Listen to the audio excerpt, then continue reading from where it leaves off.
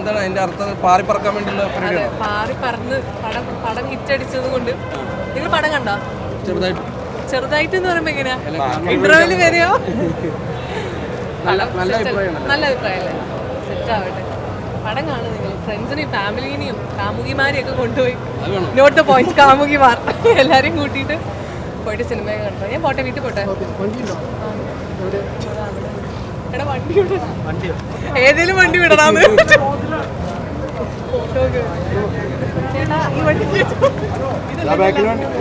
നിങ്ങൾ എല്ലാരും കൂടെ ഈ വണ്ടി കയറ്റി വിടരുത് തന്നെ. വിശക്കുന്നില്ല നിങ്ങൾക്ക്? ചെലവ് ചെയ്യുന്നുണ്ട്. എല്ലാവർക്കും ഞാൻ മിഠായി വെച്ച് തരുന്നുണ്ട്. ശരിക്കും മിഠായി ആയിട്ട് വരാറുന്നല്ലേ? പിന്നല്ലാതെ. നിങ്ങൾ മറ്റേ റിസപ്ഷൻ ഉണ്ടോ? ഇല്ല, ഇന്ന് വൈകുന്നേരം. പടം നിങ്ങൾ കുറച്ചും കൂടെ ആളുകളുടെ അടുത്ത് എത്തിച്ചാൽ ഞാൻ ഉറപ്പായിട്ട് ചെലവ് ചെയ്യാം. എങ്ങനെ എത്തിക്കുക? അല്ല, ഫ്രണ്ട്സിൻ്റെ അടുത്ത് പറയണം. പറയുന്നത് മാത്രമല്ല, നിങ്ങൾ പടം കണ്ട് പറയുന്നത് മാത്രമല്ല, ഓൺലൈൻ മീഡിയയിൽ.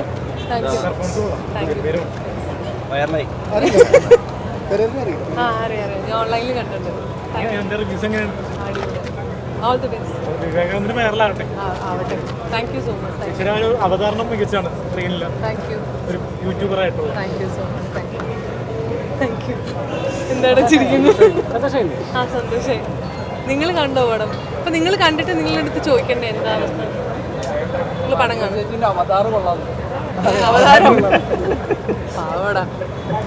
അവതരണം എന്നായിരിക്കും പുള്ളി ഉദ്ദേശിച്ചത്. വണ്ടി എവിടെ ഗൈസ്? എവിടെ? വേറെന്താ വിശേഷം? ഷൈൻ എന്താ പറഞ്ഞു? അത് ഞാൻ പറഞ്ഞു പഠിപ്പിച്ചു വെച്ചാൽ ആരും പറയില്ലല്ലോ. എന്താ പറഞ്ഞു? അങ്ങനൊന്നും. പുരുഷപക്ഷം സിനിമയാണെന്നോ? അങ്ങനെ പറയാൻ പറ്റില്ല.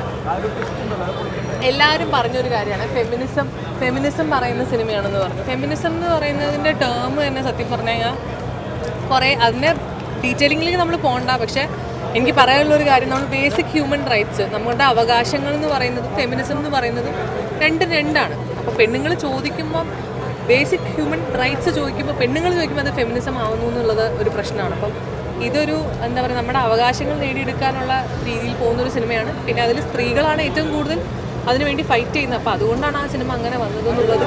അങ്ങനെ വിചാരിച്ചിട്ട് വേണം നിങ്ങൾ സിനിമ കാണാൻ. ഫെമിനിസ്റ്റ് പടം എന്ന് പറഞ്ഞുണ്ടാക്കരുത് ദയവേത്. ഓക്കെ? അപ്പോൾ പടം കാണണം, റിവ്യൂസ് അറിയിക്കണം, ഓൺലൈനിൽ മെസ്സേജ് അയക്കണം. Okay, bye guys. ഡ്രസ്സ് തിരിച്ചു കൊടുത്തിട്ട് വരാം.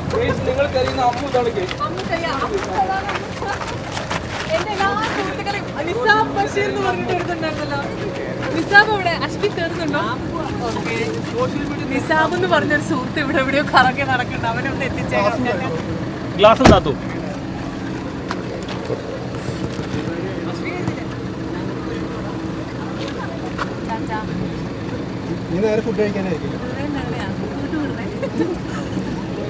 ചെലവ് ചെയ്യണേ.